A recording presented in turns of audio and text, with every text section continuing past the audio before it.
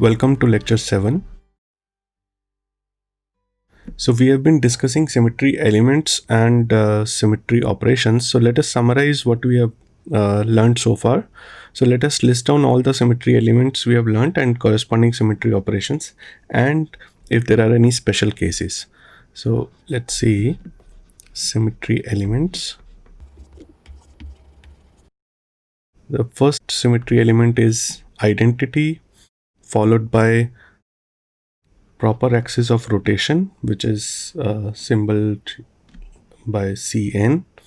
Then inversion center, sigma, that's the plane of symmetry, and improper axis of rotation, right? Also called as rotation reflection axis.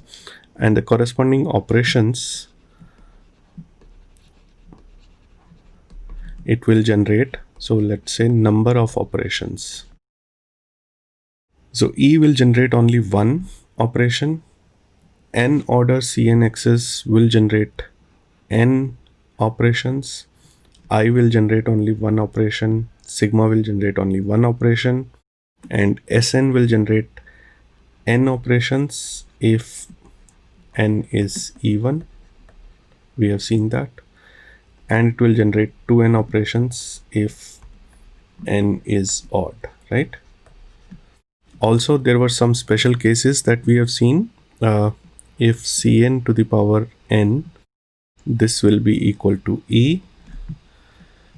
I to the power 2n will also be equal to E. Similarly, sigma to the power 2n would also be equal to E. For if you take only S1, it is nothing but sigma. We can easily prove it. If you take S2, this is nothing but I. So you need actually n equal to 3 or higher for S3 to exist. So you can work this out yourself. So if you take n equal to 1, S1 becomes sigma. If you take n equal to 2, S2 becomes I. I have not shown it explicitly, but try to work it out yourself. Now, Sn to the power n equal to E for n even, and Sn to the power 2n equal to E for n odd, right? Okay. So this is the summary of what we have learned so far. So let us now look at some solved examples to help you understand how do we actually list down all the symmetry elements and corresponding operations in different molecules. So let us start with a typical molecule, let's say water. So we have been seeing water. So what are the symmetry elements present? So the very first element in every molecule that we have to list is identity. It is always there, irrespective of the molecule, right? That as we have learned. In addition to E, so let's then look at what is the principal axis which is present. So principal axis which is present in this case is there is only one axis, proper axis of rotation, which is C2 axis, which is lying in the plane of this board. So we can say C2, only one C2, so we will write only one here. Then there is one plane, which is the molecular plane, which contains C2, and another plane is the plane which is actually perpendicular to the plane of the board and reflecting the two hydrogens. So there are two planes, two independent planes, so we can call it as sigma v1 and sigma v2, right? Now how many operations it will generate? Let us see. So E will generate only one operation, E. Then C2, so C2 should generate two operations, C2 and C2 square, but C2 square is nothing but E, so we don't need to consider this one. So because we are considering only non-redundant operations. Okay, so we don't need to consider C2 square, although C2 will generate two operations. As we have learned, nth order principal axis will generate n operations, but we don't need to consider this because this is equivalent to A. Now sigma v1 will generate sigma v1 one operation. Every sigma will generate one operation, so we have sigma v1 and sigma v2. So total 4 symmetry elements and 4 operations. Okay, so this number is important. We will see later.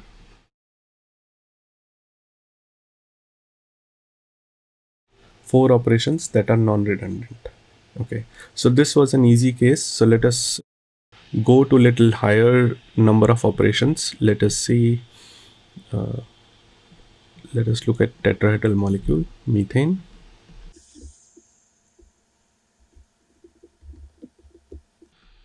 Okay, so now let's see what are the elements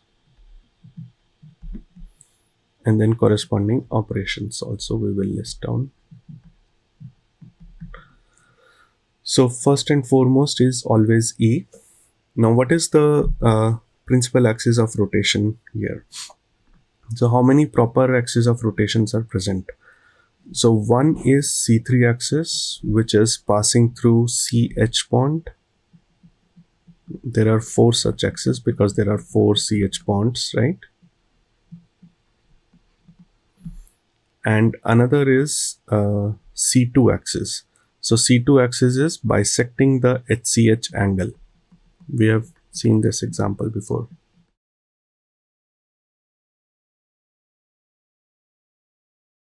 This will be C2, right? So let's see, we can write down. So there are 4 C3 axes.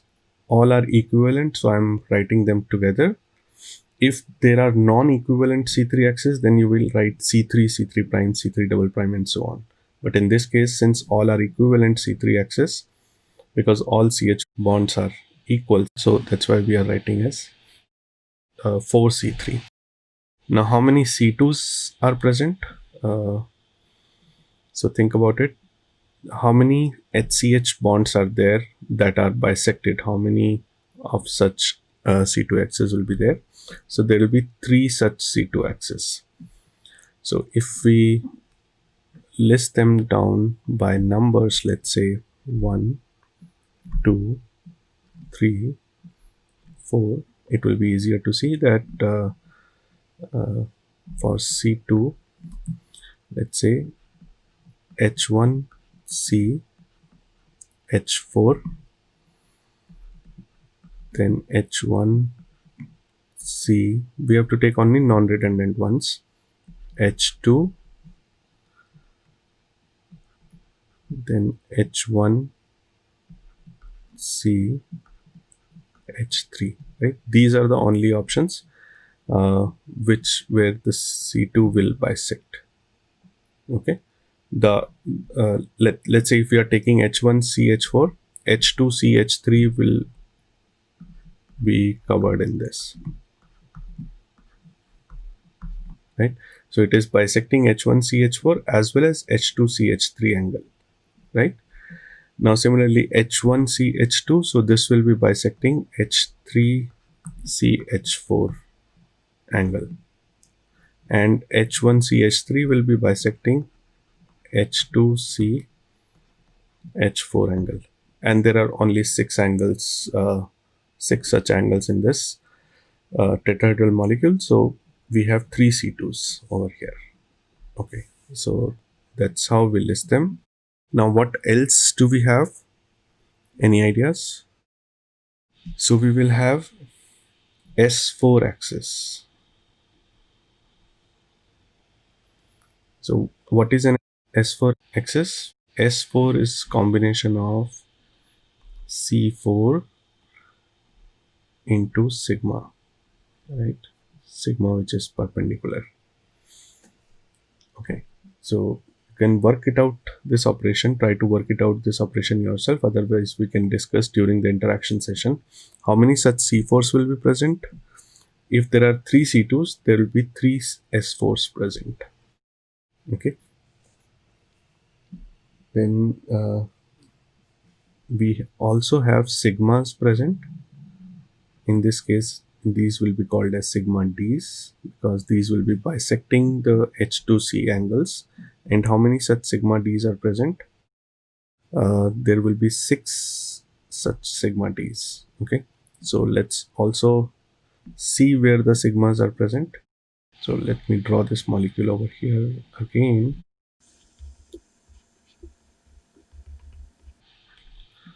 So if I draw a plane which is containing, let me write down 1, 2, 3, 4. So containing H1, C, H2 and reflecting H3 and H4. So this will be one such sigma, and we have seen that there are six such bonds. So there will be 6 such sigmas, right? That is easier to see. Now the number of operations. So E will generate only 1. Now each C3 will generate C3, C3 square and C3 cube. That means 3. But now this one is equivalent to E.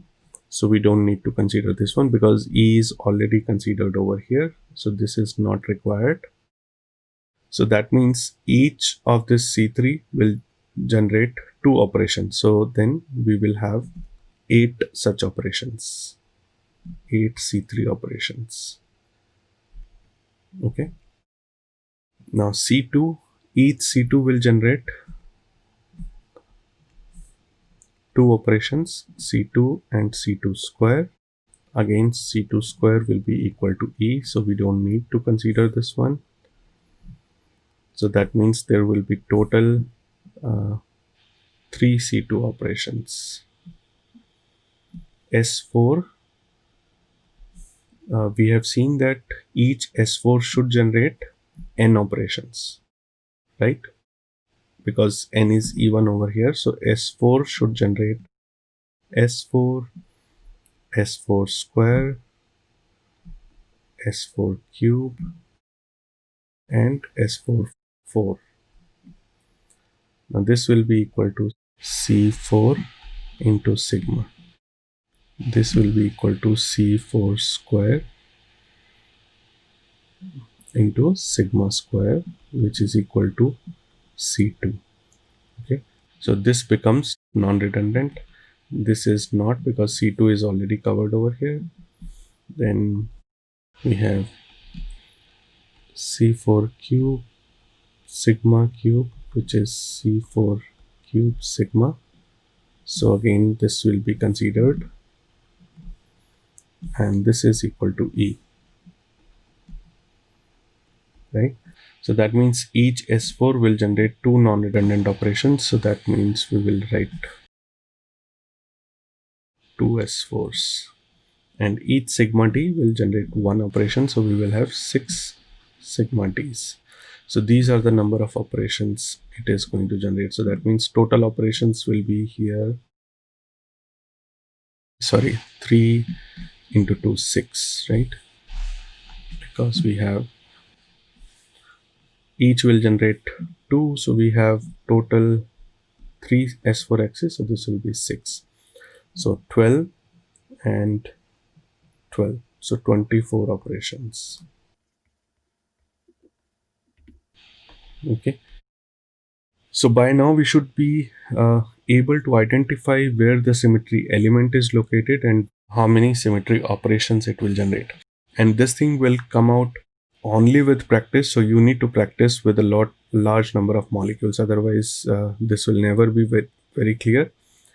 And further down the line, the course will handle this thing as if you know how to calculate this.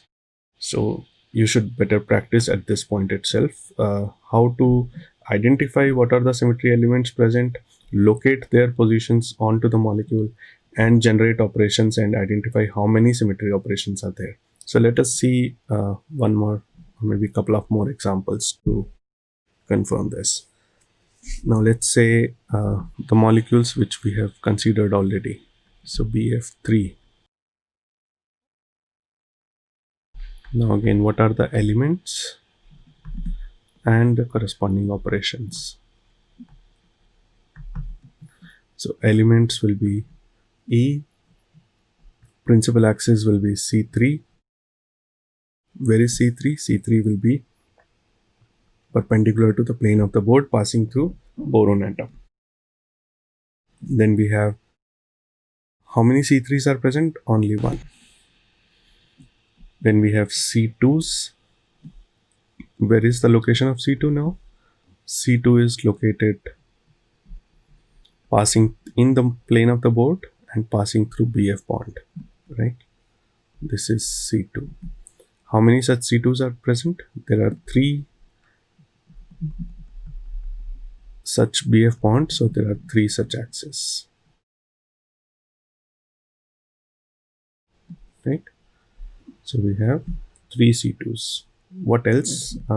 We have a molecular plane sigma H, then which will contain all 4 atoms. So this is my molecular plane. Then there will be 3 planes, each containing the BF bond and perpendicular to the plane of the board. So because it is containing the C2 axis as well as the C3 axis, so this will be called as sigma V. Now how many sigma V's will be present? There will be 3 sigma V's. Now what else is present in this case? Now you have noticed that there is a C3 present and a plane which is perpendicular to C3 is present. So that means there must be a S3 axis present, right? Now because there is only one C3, so there is only one S3. Now let us list down the operations. So by the way, you should try each and every operation and try to do the operation and see if you are getting an equivalent configuration of the molecule or not. So that will tell you whether the element is present or not. Okay.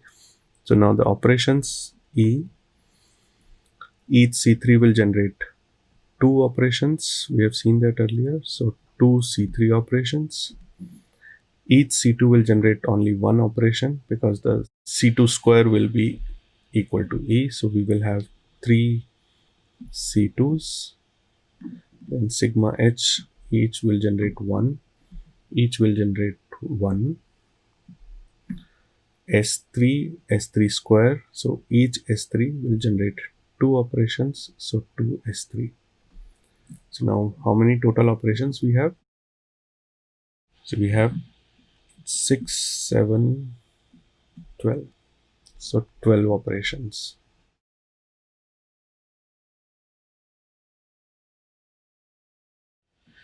Let's take one more example. Let us take cis or trans. Okay, let's do both. Trans 2-butene.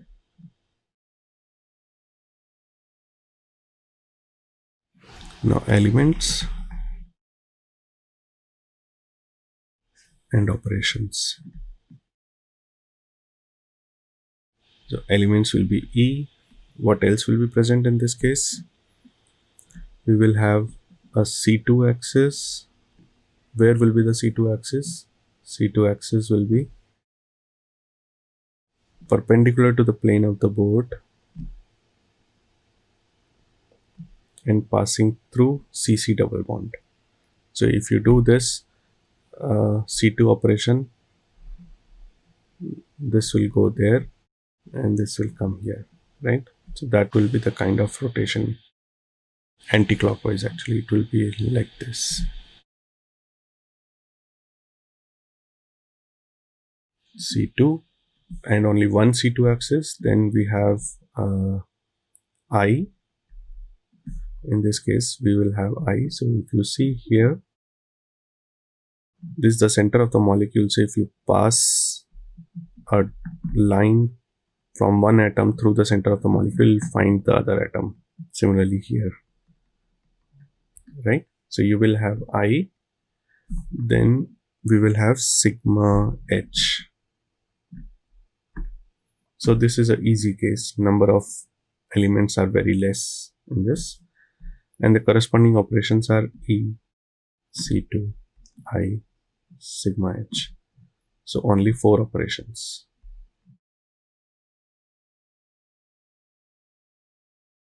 Now let's also look at the case of cis-butene.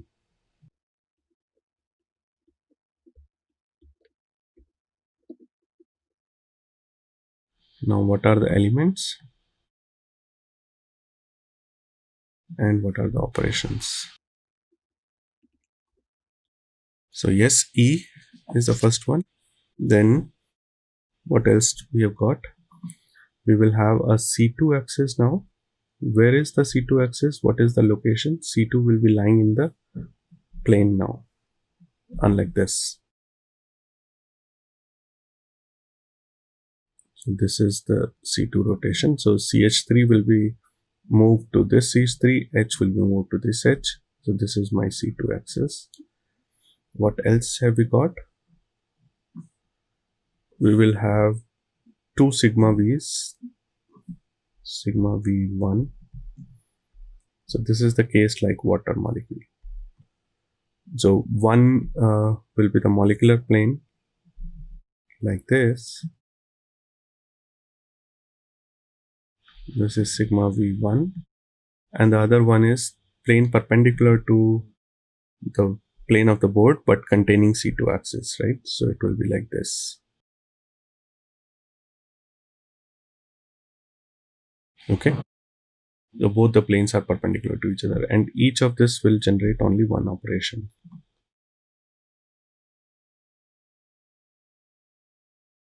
So again, 4 operations here.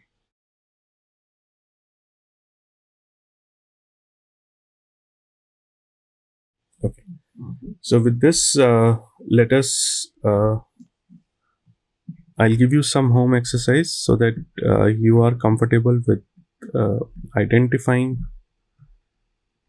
all the symmetry elements and operations. So let's take benzene. Let's take a square planar molecule XeF4, and let's take octahedral AB6. Let's take a trigonal bipyramidal AB5. Let's take a square pyramidal AB5. So I will write it down. So square planar octahedral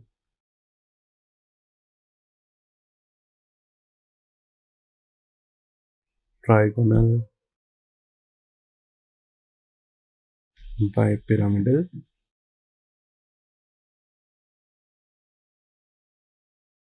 square pyramidal. We have already seen tetrahedral. So this will cover a full range. So if you can identify the symmetry elements and corresponding symmetry operations, locate the position of symmetry elements and find out the number of total symmetry operations, you will be good for the rest of the course, because these are the type of molecules we will be dealing with very often. Okay, so try to practice this a lot so that this is very, very clear in the heads. So in the next class, we will be dealing with the product of symmetry operations, and then we will take up the definitions of symmetry group and all. Okay, so let's end the class today. Okay, thank you.